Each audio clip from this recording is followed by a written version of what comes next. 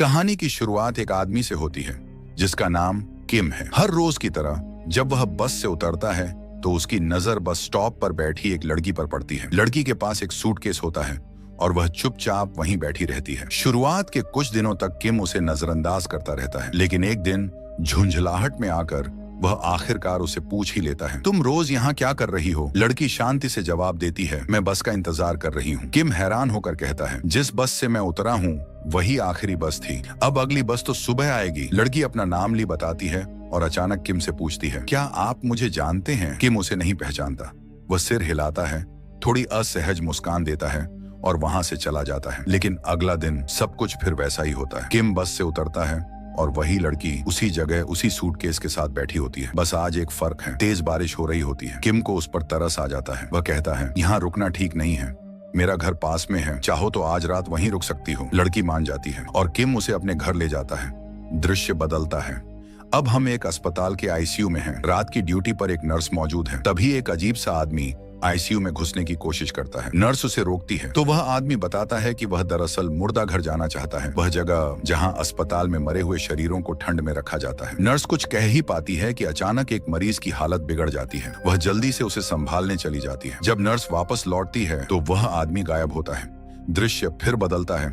अब हम एक लाइट की दुकान देखते हैं जिसके मालिक का नाम जंग है। एक घबराया हुआ आदमी दुकान में आता है और जंग से एक लाइट उधार मांगता है। जंग उसे लाइट तो दे देता है, लेकिन अजीब बात यह होती है कि वह बिना कुछ बताए उस आदमी की पूरी जानकारी अपने रजिस्टर में लिख लेता है। तभी वही अजीब आदमी जो अस्पताल में था इस दुकान में भी आ जाता है। जंग उससे पूछता है, मैं आपकी क्या मदद कर सकता हूँ? लेकिन वह आदमी और ज्यादा उलझन में पड़ जाता है और बिना कुछ कहे वहां से चला जाता है। अब दृश्य एक स्कूल का है। एक लड़की जमीन से ऊपर की ओर एक क्लास को देख रही होती है। उसका नाम हेजू है। ऊपर बैठी एक और लड़की भी उसे देख लेती है और उसे हाथ हिलाकर बुलाती है। लेकिन यहाँ कुछ अजीब होता है। स्कूल में मौजूद बाकी लोग जैसे हेजू और उस दूसरी लड़की को देख ही नहीं पा रहे हों। कोई उनसे बात नहीं करता, कोई उनकी तरफ देखता तक नहीं। दृश्य फिर लाइट की दुकान पर आता है। एक आदमी दुकान में दाखिल होता है। जैसे ही वह अंदर आता है जंग के चश्मे पर बर्फ जमने लगती है। वह आदमी पूछता है, क्या आपने किसी कुत्ते को देखा है? एक कुत्ता है जो मेरे घर के सामने आकर बहुत भौंकता है। जंग मना कर देता है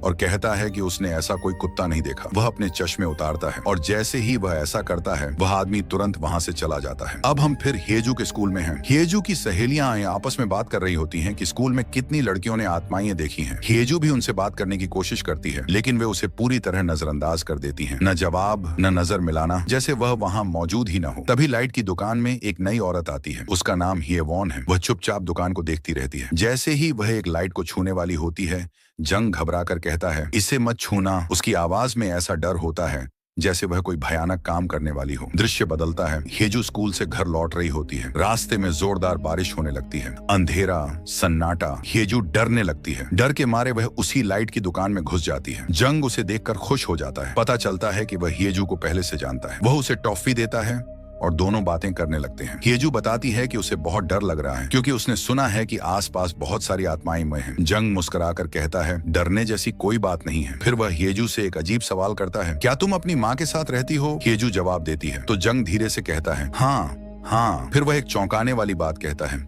तुम्हें भगवान का एक खास तोहफा मिला है, तुम आत्माओं, रूहों और भूतों को देख सकती हो। हेजू उत्साहित होकर पूछती है, अगर मैं कभी किसी आत्मा को देखूं तो मैं कैसे पहचानूंगी कि वह इंसान नहीं है? जंग जवाब देता है, ध्यान से देखना, उनमें कुछ न कुछ अजीब जरूर होगा। हेजू वहीं सो जाती है। अब हम शीशे में जंग की परछाई देखते हैं। वह बेहद बूढ़ा दिखाई देता है। इससे यह साफ हो जाता है कि जंग खुद भी एक भूत है। दृश्य कट होता है। हम फिर किम के पास लौटते हैं। घर पहुंचने के बाद किम की नजर ली के हाथों पर पड़ती है। उसके नाखून उलटी दिशा में होते हैं। किम बुरी तरह डर जाता है। अगले ही पल ली उस पर हमला कर देती है। उसने किम के साथ क्या किया यह नहीं दिखाया जाता, लेकिन अगला दृश्य रोंगटे खड़े कर देता है। ली घर से बाहर निकल रही होती है अपने सूटकेस के साथ जिससे खून टपक रहा होता है। उसी रास्ते से हेजू घर जा रही होती है। वह ली को देखती है और मुस्कुराकर कहती है, हाय। ली चौंक जाती है। वह पलटकर हेजू को देखती है। ली को समझ नहीं आता कि हेजू उसे कैसे देख पा रही है, क्योंकि ली अब इस दुनिया की नहीं, वह एक भूत है। उसी वक्त उसी सड़क पर एक और लड़का दिखाई देता है। उसका नाम यूजी है। वह भी स्कूल से घर लौट रहा होता है, डर से कांपता हुआ। डर को दबाने के लिए यूजी रास्ते में गाना गुनगुनाने लगता है। उसकी आवाज अंधेरी सड़क में गूंजती रहती है। उसी समय एक घर के अंदर सायोन नाम की लड़की अपने काम में जुटी होती है। यूजी की आवाज उसे चिढ़ाने लगती है। ध्यान टूट जाता है, काम पूरा नहीं हो पाता। अचानक कमरे की लाइट बुझ जाती है। लाइट के बुझते ही सायोन के पीछे परछाइयों में कोई और खड़ा दिखाई देता है, लेकिन सायोन को इसका जरा भी एहसास नहीं होता। वह उठकर स्विच चेक करती है। मुख्य स्विच बंद नहीं होता, फिर भी लाइट वापस नहीं आती। हैरानी की बात यह होती है कि यह समस्या सिर्फ उसी के घर में हो रही होती है। सायोन इसे नजरअंदाज कर देती है। वह सोचती है कि घर बहुत पुराना है, शायद कहीं वायरिंग में खराबी होगी। वह वापस अपने कमरे में लौटती है, लैपटॉप खोलती है और फिर से काम में लग जाती है। लेकिन यूजी की आवाज फिर से उसे परेशान करती है। झुंझलाकर सायोन खिड़की से बाहर झांकती है और कहती है, गाना बंद करो। यूजी खिड़की की ओर देखता है और उसी पल उसे सायोन के ठीक पीछे कोई खड़ा दिखाई देता है। यूजी का चेहरा सफेद पड़ जाता है। डर के मारे वह बिना कुछ कहे भाग खड़ा होता है। दृश्य बदलता है। अब हम अस्पताल में हैं। एक नर्स वॉशरूम के अंदर होती है। अचानक वेंटिलेशन से कोई आकृति बाहर निकलती है और उसे घूरने लगती है। नर्स डर जाती है, लेकिन वह चीखती नहीं है। वह अपनी आंखें बंद कर लेती है, कान ढक लेती है और उस चीज को पूरी तरह नजरअंदाज करने लगती है। कुछ ही पलों में वह मौजूदगी गायब हो जाती है। दृश्य कट होता है। अगली रात हेजू स्कूल से घर लौट रही होती है। रास्ते में उसकी मुलाकात हेवॉन से होती है। बारिश हो रही होती है। हेवॉन अपना छाता हेजू के साथ बांट लेती है। दोनों बातें करते हुए आगे बढ़ती हैं। तभी कुछ अजीब होने लगता है। हेवॉन की लंबाई बढ़ने लगती है। वह असामान्य रूप से बहुत ज्यादा लंबी हो जाती है। हेजू डर से कांप उठती है। उसे जंग की बात याद आती है। ये इंसान नहीं है। जंग ने उसे समझाया था, अगर कभी ऐसा कोई रास्ते में मिले तो उसे अनदेखा करके सीधे आगे बढ़ जाना। हेजू खुद को संभालती है और बिना रुके चलती रहती है। लेकिन जब वह पीछे मुड़कर देखती है तो उसकी सांसें थम जाती हैं। हेवॉन अब भी उसके पीछे है, लंगड़ाते हुए धीरे धीरे। उसी समय जंग को भी इस बात का पता चल जाता है। वह तुरंत अपनी लाइट की दुकान से बाहर निकलता है। हेजू से कहता है, मेरे घर जाओ अभी। फिर हेवॉन के सामने वह अपने चश्मे उतार देता है। जैसे ही हेवॉन जंग की आंखों में देखती है, वह बुरी तरह घबरा जाती है और अगले ही पल वहां से गायब हो जाती है। अगला दिन यूजी स्कूल से घर लौट रहा होता है। रास्ते में उसकी मुलाकात ली से होती है। वह ली के सूटकेस को देखता है, लेकिन इस बात पर ध्यान नहीं देता कि उससे अब भी खून रिस रहा है। उसे जिंदा लड़की समझकर यूजी अपना छाता उसके साथ साझा करता है। जब वे सायोन के घर के पास से गुजरते हैं, यूजी कहता है, मुझे इस घर के पास से गुजरते हुए बहुत डर लगता है। एक बार मैंने इस घर की मालकिन के पीछे कुछ देखा था। उसी पल घर के अंदर सायोन भी अपने पीछे एक साया देख लेती है। अब उसे यकीन हो जाता है कि उसके घर में वह अकेली नहीं है। बाहर यूजी और ली आगे बढ़ते हैं। बात करते हुए यूजी की नजर ली के हाथों पर पड़ती है। उसके नाखून गलत दिशा में होते हैं। यूजी सन्न रह जाता है। उसे समझ आ जाता है कि ली इंसान नहीं है। डर के मारे उसके पैर मुड़ जाते हैं। वह जमीन पर गिर पड़ता है। पूरा शरीर कांपने लगता है। ली उससे पूछती है, तुम ठीक हो? यूजी कोई जवाब नहीं देता। वह लंगड़ाते हुए वहां से दूर चला जाता है। ली अब लाइट की दुकान में दाखिल होती है। जंग उससे पूछता है, तुम्हें क्या चाहिए? मैं कैसे मदद करूं? ली एक बल्ब को गहरी नजर से देखती है और कहती है, मुझे पता है मुझे क्या चाहिए। वह मुड़कर बाहर जाने लगती है। तभी जासूस दुकान में पहुंच जाते हैं। वे किसी आदमी की तलाश में होते हैं और जंग से सवाल करते हैं। बाहर निकलकर वे जमीन पर खून के निशान देखते हैं। वे ली के सूटकेस पर ध्यान नहीं देते, लेकिन उसे रोककर पूछते हैं, क्या तुम्हें चोट लगी है? ली सिर हिला देती है और आगे बढ़ने लगती है। उसकी हालत बहुत खराब होती है। बारिश तेज हो रही होती है। एक जासूस उस पर तरस खाकर अपना रेनकोट उसे दे देता है। दृश्य बदलता है। अब हम अस्पताल के मुर्दा घर में हैं। एक नर्स डर के मारे कांप रही होती है। वह डॉक्टर से कहती है, वह लाश मुझसे बात कर रही थी। डॉक्टर जरा भी हैरान नहीं होता। वह शांति से खड़ा होता है और नर्स से कहता है, उससे माफी मांगो। नर्स डरते डरते उस शरीर से माफी मांगती है। डॉक्टर भी सिर झुकाकर माफी चाहता है।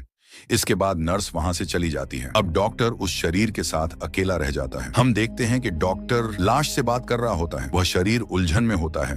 उसे समझ नहीं आ रहा कि हो क्या रहा है। तब डॉक्टर धीरे से कहता है, तुम मर चुकी हो। दृश्य बदलता है। अस्पताल में वही नर्स अब तक घर नहीं गई होती। वह लिफ्ट में खड़ी होती है। अचानक उसके सामने एक बस ड्राइवर दिखाई देता है। जैसे ही उसकी नजर नर्स पर पड़ती है, वह जोर जोर से रोने लगता है। रोते रोते उसकी आंखों से पानी बहने लगता है। इतना पानी कि पूरी लिफ्ट भरने लगती है। नर्स घबरा जाती है। सांस लेना मुश्किल हो जाता है।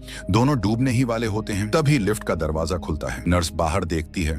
न पानी होता है, न वह आदमी। सब कुछ सामान्य। दृश्य कट होता है। लाइट की दुकान में डिटेक्टिव एक बार फिर आता है। वह किसी अपराधी की तलाश में होता है। जंग उससे उस आदमी के बारे में सवाल करने लगता है। डिटेक्टिव जैसे जैसे उसका हुलिया बताता है, हम देखते हैं कि उसकी आंखें लगातार बदल रही होती हैं। यह बदलाव सामान्य नहीं होता। अगली सुबह अस्पताल में नर्स अपनी ड्यूटी पर लौट आती है। वह एक मरीज को लिफ्ट के पास ले जा रही होती है। तभी वह मरीज कहता है, मैं अस्पताल में बहुत से ऐसे लोगों को देखता हूँ जिन्हें बाकी कोई नहीं देख पाता। नर्स कुछ पल चुप रहती है, फिर धीरे से कहती है, मैं भी उन्हें देख सकती हूँ। वह आगे समझाती है, ये तब होता है जब कोई इंसान मौत के बहुत करीब जाकर वापस लौट आता है। मेरे साथ भी ऐसा ही हुआ था। एक हादसे के बाद मैं मौत की दहलीज से लौटी थी। तब से मैं उन लोगों को देख सकती हूँ। वह चेतावनी देती है, अगर तुम्हें अब कोई ऐसा दिखे तो उसे नजरअंदाज करना। इसके बाद नर्स उसे आईसीयू में ले जाती है। वहाँ कई मरीज कोमा में होते हैं और चौंकाने वाली बात यह होती है कि ये सभी मरीज वही लोग होते हैं जिन्हें हम अब तक देखते आ रहे थे। यही सबसे बड़ा सच सामने आता है। जो लोग हम देख रहे थे वे जिंदा नहीं थे। असल में वे उनकी आत्माएं थीं।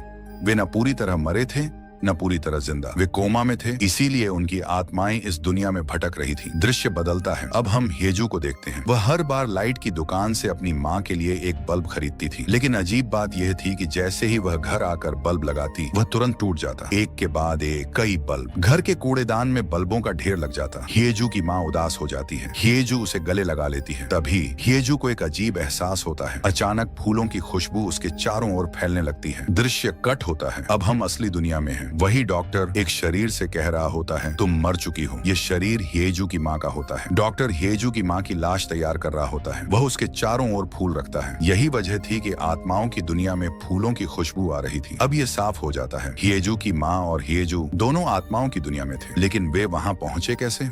रहस्य अब अतीत की ओर ले जाता है। दृश्य बदलता है। हम देखते हैं इस कहानी के सभी किरदार अपनी रोजमर्रा की जिंदगी जीते हुए। सबसे पहले किम, वह अपनी मंगेतर से मिलने जा रहा होता है, वही ली। फिर हम हेवॉन और सायोन को देखते हैं। पता चलता है कि वे दोनों साथ रहती थीं। इसके बाद हेजू और उसकी माँ। हेजू की माँ उसका बहुत ध्यान रखती थी। हेजू का पिता अक्सर उसे लेने आता था, लेकिन उस दिन वह सफर पर था, इसीलिए हेजू की माँ खुद स्कूल से उसे लेने आती है। अब यूजी को देखते हैं। यूजी बस में चढ़ता है। बस वही ड्राइवर चला रहा होता है जिसे हमने पहले देखा था। वही ड्राइवर जिसकी आंखों से लिफ्ट में पानी बह रहा था। ड्राइवर को पता चलता है कि बस के ब्रेक ठीक नहीं है, लेकिन वह उन्हें ठीक नहीं करता क्योंकि बस निकलने का समय हो चुका होता है और सभी मुख्य लोग उसी बस में होते हैं। बारिश हो रही होती है। बस चल पड़ती है। अचानक बस का संतुलन बिगड़ जाता है।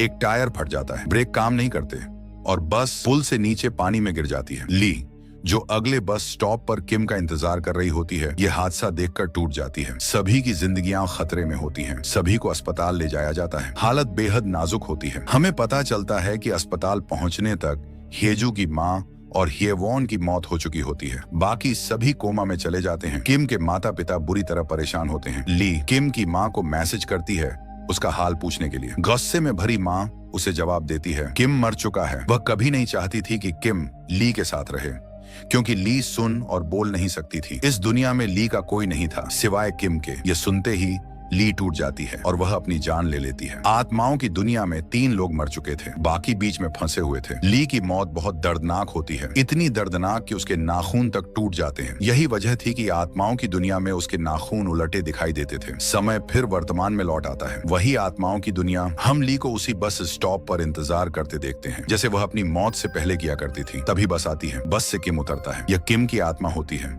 उसे याद नहीं होता कि ली उसकी मंगेतर थी। वह हमेशा की तरह ली को देखता है, सोचता है कि वह उसे ऐसे क्यों देख रही है और आगे बढ़ जाता है। थोड़ी दूर चलकर किम गिर पड़ता है क्योंकि असली दुनिया में उसकी दोनों टांगें टूट चुकी थी। वह ठीक से चल नहीं सकता था और यही सच्चाई आत्माओं की दुनिया में भी उसका पीछा कर रही थी। इस आत्माओं की दुनिया में किम बार बार उसी बस से उतरता था, कुछ कदम चलता और फिर गिर पड़ता। हर बार ली उसे थाम लेती। यह सिलसिला बार बार दोहराया जाता। ली उसे अपने घर तक सहारा देकर ले जाती और हर रोज उसकी टूटी टांगों को सी देती ताकि इस दुनिया में वह चल सके और असली दुनिया में उसका शरीर जल्दी ठीक हो सके। पूरी कहानी में हम ली को एक कातिल समझते रहे, लेकिन सच्चाई यह थी कि ली किम की रक्षक थी। दृश्य बदलता है। अब हम सायोन को देखते हैं। वह अपने घर में अकेली है। पूरा घर अंधेरे में डूबा हुआ है। लाइट अब तक नहीं आई है। सायोन का दिमाग धीरे धीरे जवाब देने लगता है। वह लड़खड़ाती है और गिरते गिरते उसे सब कुछ याद आने लगता है। उसे याद आता है वह हादसा। उसे याद आता है कि उसकी दोस्त येवॉन उसे बचाने के लिए पीछे से उससे लिपट गई थी। सायोन जोर जोर से रोने लगती है। येवॉन उसे गले लगाती है और चुप कराती है। दृश्य कट होता है। अब डिटेक्टिव दिखाई देता है। वह अपनी पहचान जांचने के लिए लाइटर जलाता है। जैसे ही रोशनी उसके चेहरे पर पड़ती है, उसे शीशे में अपना अक्स दिखता है और वह सन्न रह जाता है। उसके सिर का आधा हिस्सा गायब होता है। डर के मारे वह भागता हुआ लाइट की दुकान में घुस जाता है। वह जंग से घबराकर पूछता है, मेरे साथ ये सब क्यों हो रहा है? इस दुनिया में कभी सुबह क्यों नहीं होती? यहाँ हमेशा रात ही क्यों रहती है? जंग को जवाब नहीं देता। वह चुपचाप अपने चश्मे उतार देता है। अब उसकी काली गहरी आंखें दिखती हैं। उन्हें देखते ही डिटेक्टिव को सब समझ आ जाता है। जंग इंसान नहीं है और उसी पल उसे यह भी एहसास हो जाता है कि वह खुद भी अब इंसान नहीं रहा। डिटेक्टिव को अपना हादसा याद आता है, लेकिन अब वह जंग से पूछता है, तुम यहाँ कैसे पहुँचे? जंग अपनी कहानी बताता है। कई साल पहले एक भूकंप आया था। हमारी इमारत ढह गई थी। मैं और मेरी बेटी मलबे में फंस गए थे। मैंने उसे बचाने की पूरी कोशिश की, लेकिन जब मैं नाकाम रहा तो मदद के लिए इस दुकान में आया। उस समय इस दुकान की मालिक एक लड़की थी। उसी ने मुझे बताया कि मैं मर चुका हूँ और अब एक आत्मा हूँ। उसने यह भी बताया कि मेरी बेटी बचा ली गई है और वह जिंदा है, इसीलिए मैं उसे ढूंढ नहीं पाया। जंग आगे कहता है, उस दिन के बाद से मैंने इस दुकान को संभाल लिया, क्योंकि मैंने जान लिया था कि मौत के बाद या बेहद मुश्किल हालात में आत्माएं यहीं आती हैं। मैं बस इसी उम्मीद में यहाँ काम करता रहा कि शायद एक दिन मैं अपनी बेटी से फिर मिल सकूं। डिटेक्टिव डरते डरते पूछता है, तो क्या मैं मर चुका हूँ? जंग जवाब देता है, नहीं, तुम कोमा में हो। अभी तुम्हारी आत्मा यहाँ मौजूद है। तुम वापस अपनी दुनिया में जा सकते हो। ये जगह एक दरवाजे जैसी है जो इस दुनिया को इंसानी दुनिया से जोड़ती है। तुम्हें यहाँ अपनी रोशनी ढूंढनी होगी। अगर तुम्हें अपनी रोशनी मिल गई तो तुम लौट जाओगे। डिटेक्टिव इधर उधर देखने लगता है। चारों ओर अनगिनत लाइट्स होती हैं। वह पूछता है, मेरी लाइट कौन सी है? जंग कहता है, तुम अपनी लाइट पहले ही ढूंढ चुके हो। डिटेक्टिव हैरानी से अपने हाथ में रखे लाइटर को देखता है। वह बिना जलाए अपने आप जल रहा होता है। यही उसकी रोशनी थी। दृश्य बदलता है। अब हम बस ड्राइवर को देखते हैं।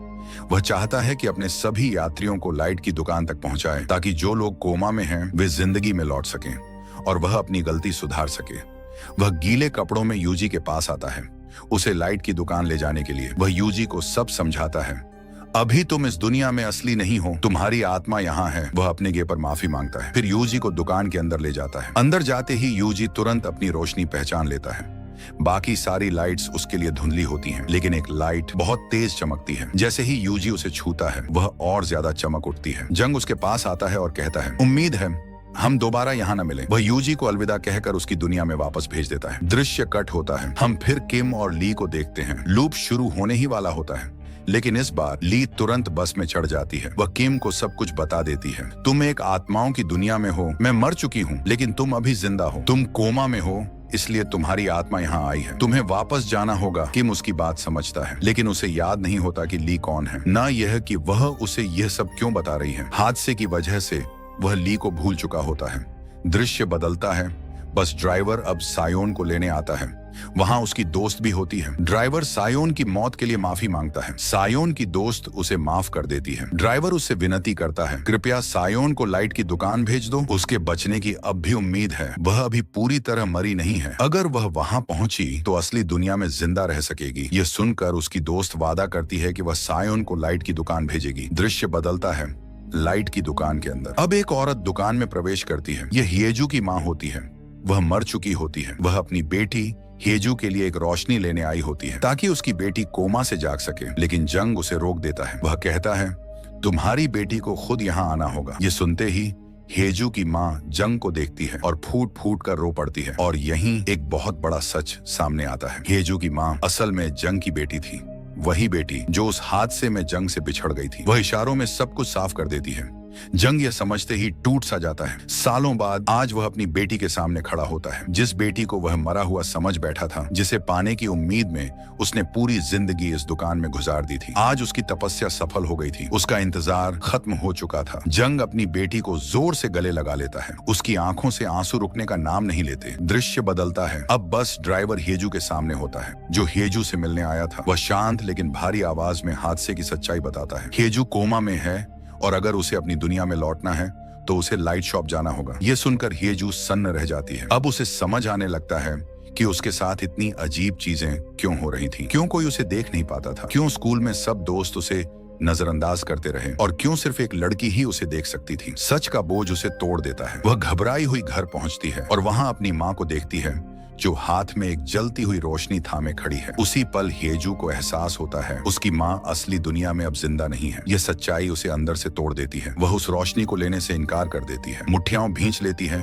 और कहती है कि वह वापस नहीं जाएगी, लेकिन माँ उसे गले लगाती है, नरमी से हर बात समझाती है और आखिरकार वह रोशनी हेजू के हाथ में थमा देती है। उधर सायोन की दोस्त अपना वादा निभाते हुए उसे लाइट शॉप भेजती है। जब सायोन वहां पहुंचती है तो देखती है कि उसकी रोशनी बहुत कमजोर है। इसका मतलब साफ था, उसके बचने की उम्मीद बेहद कम, और अगर वह जिंदा भी रही तो एक बीमार और अधूरी जिंदगी उसका इंतजार कर रही थी, क्योंकि उसकी दोस्त अब इसी दुनिया में थी। सायोन फैसला कर लेती है, वह लौटने से मना कर देती है, घर वापस जाती है और अपनी दोस्त से कहती है कि वह उसे कभी छोड़कर नहीं जाएगी। फिर दिखाया जाता है कि ली किम को जबरदस्ती लाइट शॉप तक ले आती है। किम अब भी ली को पहचान नहीं पाता, लेकिन उसकी बात मान लेता है। अंदर जाते ही उसकी नजर अपनी रोशनी पर पड़ती है। जैसे ही वह उसे छूता है, एक तेज चमक फैल जाती है और उसी पल किम अपनी दुनिया में लौट जाता है। पीछे रह जाती है ली, आंसुओं में डूबी हुई, ये जानते हुए कि वह उसे फिर कभी नहीं देख पाएगी। अब कहानी लौटती है असली दुनिया में। यूजी होश में आ चुका है, वह पूरी तरह सामान्य हो गया है। वही नर्स जो शुरुआत में दिखाई दी थी उससे मिलने आती है। हेजू भी कोमा से बाहर आ चुकी है, लेकिन उसकी यादें अब भी जिंदा हैं। यही वजह है कि उसकी आंखों में उदासी बस गई है, क्योंकि उसने अपनी माँ से आखिरी बार मुलाकात की थी। वह अपनी माँ को याद करती है। आत्माओं की दुनिया में बस ड्राइवर सबसे माफी मांग चुका है। अब वह एक नया काम कर रहा है। वह उन आत्माओं को जो कोमा में हैं, लाइट शॉप तक पहुंचाने की जिम्मेदारी ले चुका है, ताकि वे अपनी दुनिया में लौट सकें। इसी दुनिया में जंग और हेजू की माँ अब लाइट शॉप में रहते हैं। बाप और बेटी फिर से मिलकर बेहद खुश हैं। अंत में असली दुनिया में किम को दिखाया जाता है। वह कोमा से लौट आया है, लेकिन ली को भूल चुका है। उसकी माँ उसे बताती है कि ली उसकी दोस्त थी। किम को कुछ भी याद नहीं आता, बस इतना जानता है कि किसी ने उसे आत्माओं की दुनिया से वापस लाने में मदद की थी। डिटेक्टिव सॉन्ग भी लौट चुका है, लेकिन अब वह सभी आत्माओं को देख सकता है। यह काबिलियत उसे बेचैन कर देती है। तभी उसकी मुलाकात एक अजीब आदमी से होती है। वह आदमी उसे शांत करते हुए कहता है, मुझे पता है आत्माओं को देखकर तुम परेशान हो, मैं भी पहले ऐसा ही था, मैं भी उन्हें देख सकता हूँ, लेकिन धीरे धीरे सब कुछ सामान्य हो जाएगा। और इसी दृश्य के साथ यह कहानी यहीं खत्म हो जाती है।